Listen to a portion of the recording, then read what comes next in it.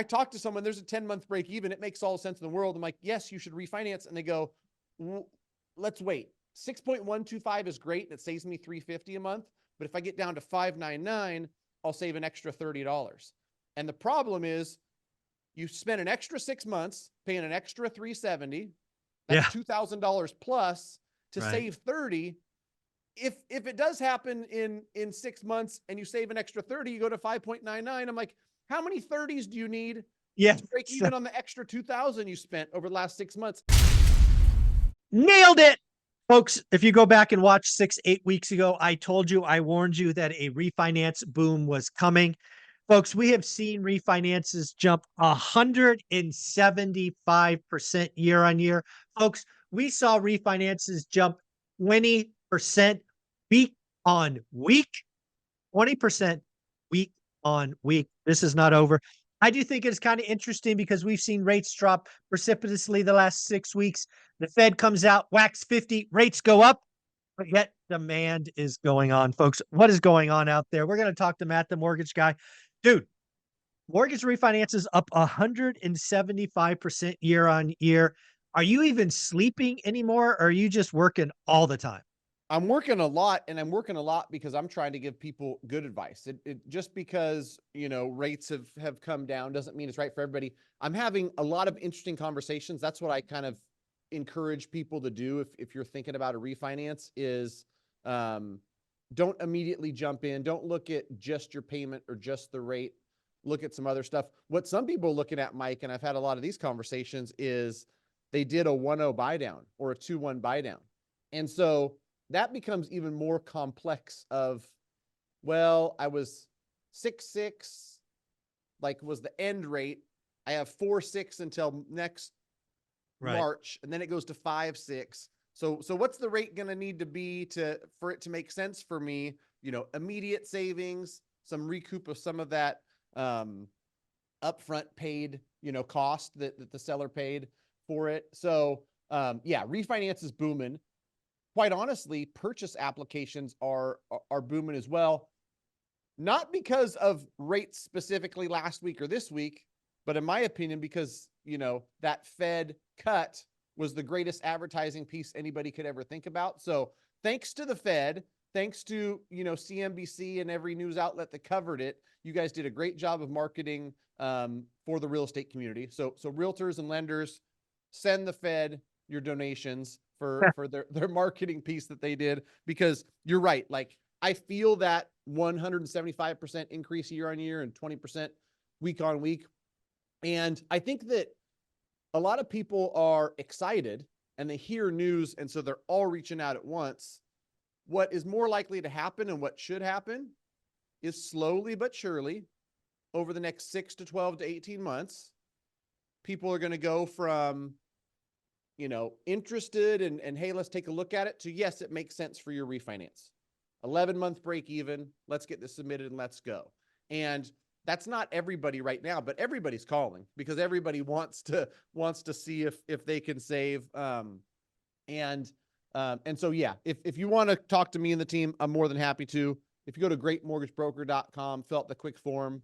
We're in 48 states and we can help you. But it's good to see, because I'm always weary when I tell people, go out there and buy, get yourself a great price.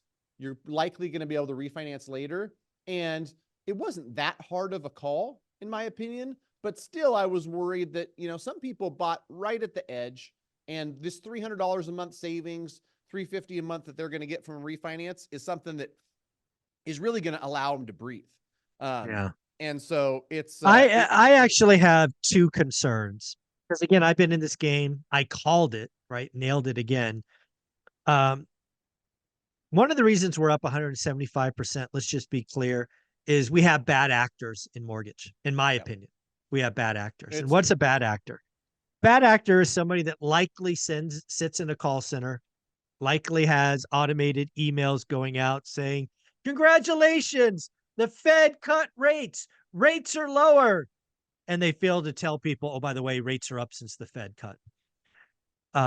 I got 15. I think I ended up with almost 33 mailers in about a 48-hour period. Email from different lenders saying essentially that.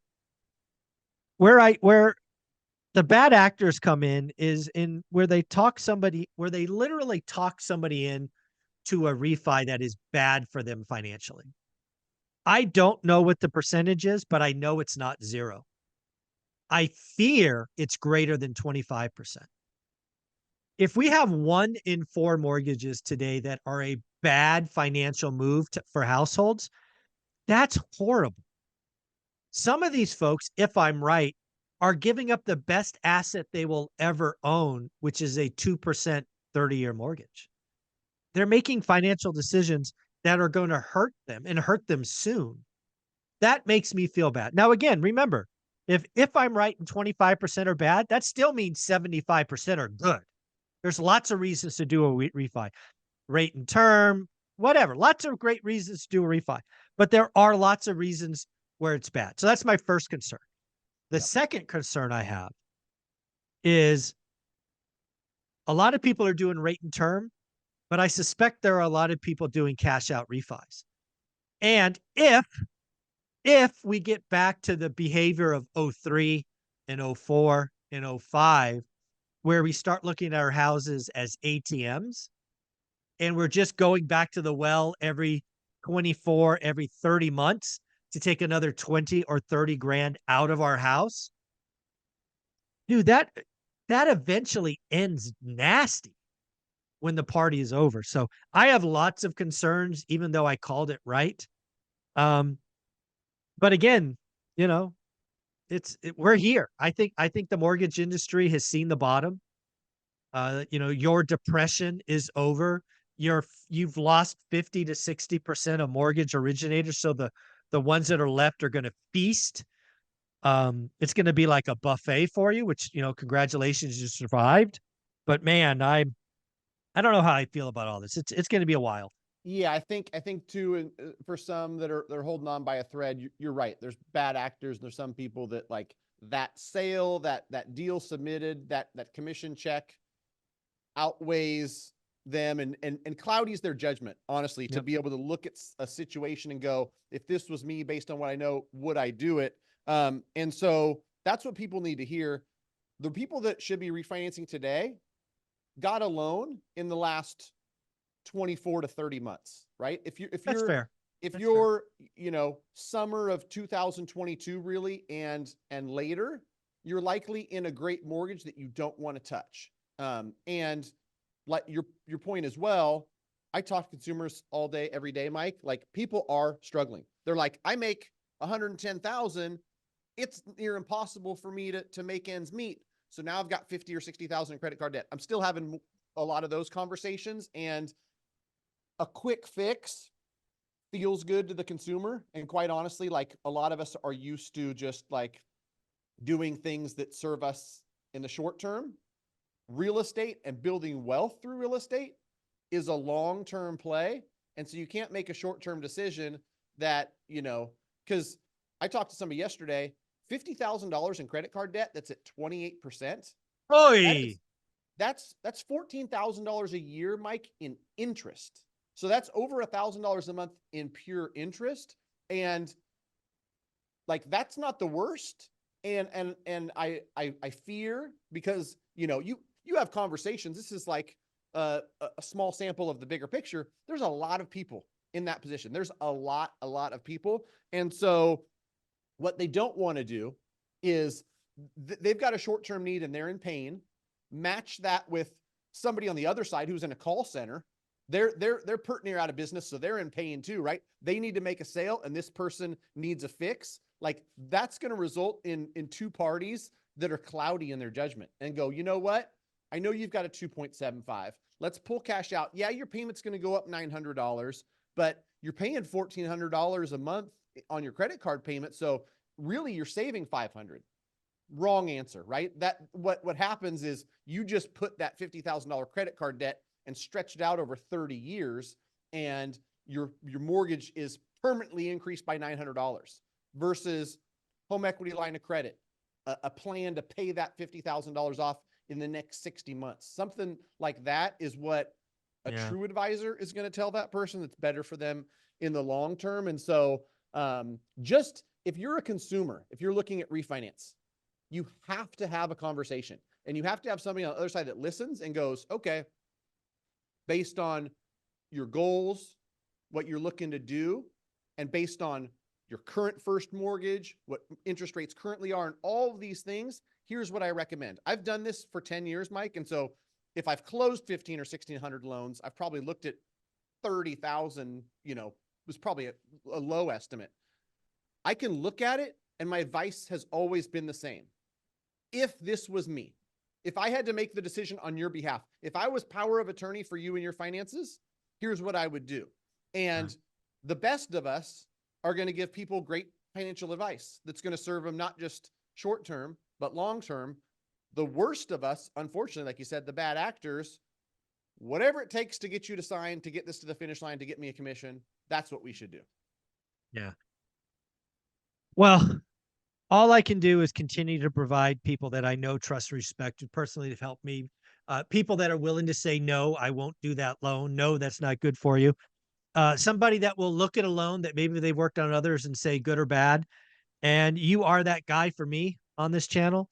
So if somebody wanted to go, hey, I might be in a bad loan. I'm on the fence. Shouldn't I? How should they reach out? Greatmortgagebroker.com is the best way. I've had some people email me, matt@mtmg.com. And to your point, right? Like there might be somebody that's thinking about it. I don't feel bad at all for the people that I told, listen, like that loan you have set up at Rocket Mortgage that's costing you 3 points, don't refinance your $127,000 first and pay $16,000 in cost just to put $20,000 in your pocket. Like that doesn't make sense. And the funny part is some people, it's hard to tell people no. It's hard to say this is a bad idea, but when you're ultimately serving and helping that person, I have no problem with it. And the sad part, Mike, is of every person I say, no, this isn't a good idea, and it's really not a good idea, so I'm not even necessarily going to not even a question. Yeah. I bet 20 to 30% of them go out and get a loan. Yeah, I think some people are just set on getting it done, and they just want a yes answer, even if it. This is why I know the answer is not zero. There are people being talked into, and just believe the sweet song of a call center sales guy convincing them, and not good.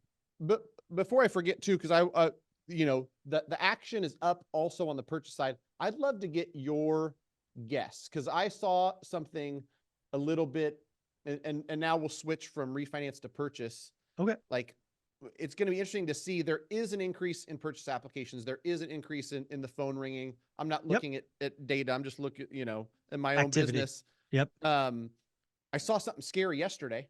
Placer County Association of Realtors, big, beautiful county that, Roseville, Rockland, nice part of Northern California.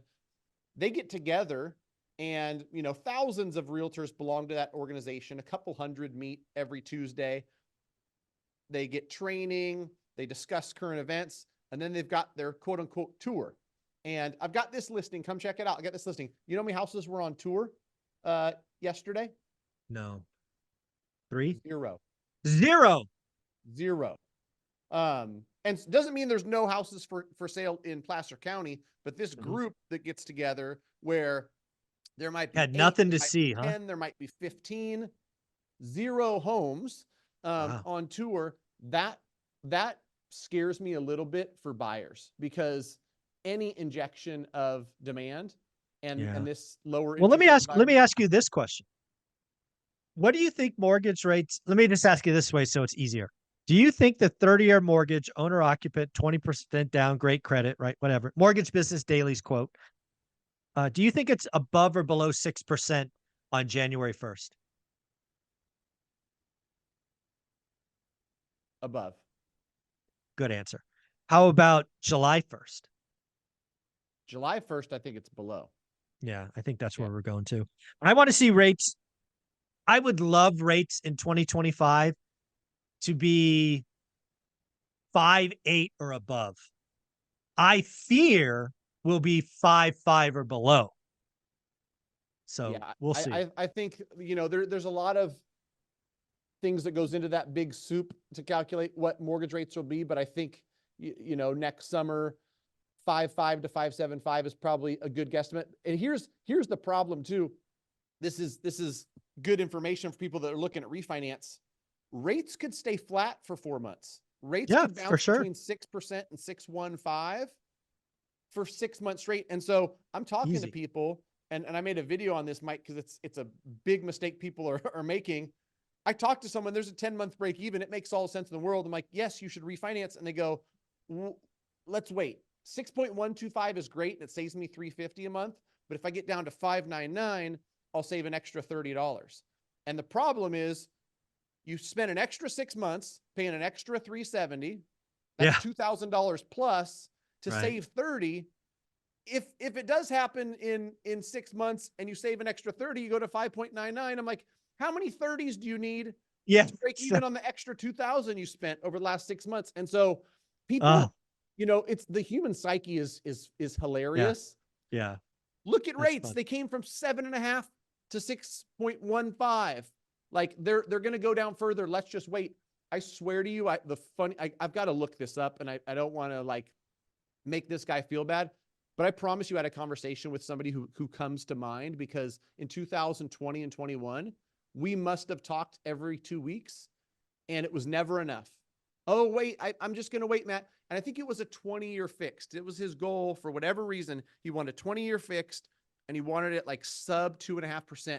We got to 2.6, you know, 2.6, 2.75. We were bouncing around that area.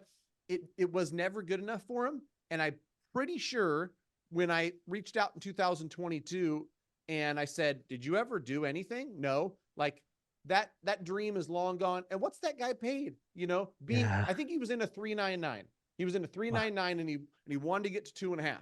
Like he weighted himself into never doing anything. So don't be that person.